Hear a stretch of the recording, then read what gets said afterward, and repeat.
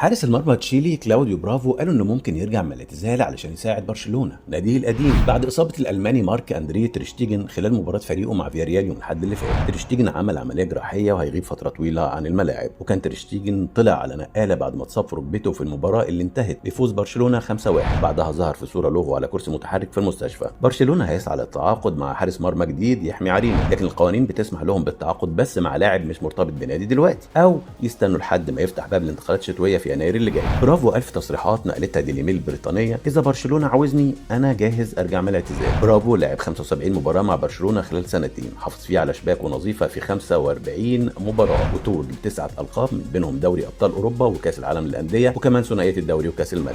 وفي تقارير سابقه اتقال ان العلاقه بين برافو وتريشتيجن ما كانتش كويسه لما كانوا مع بعض في برشلونه.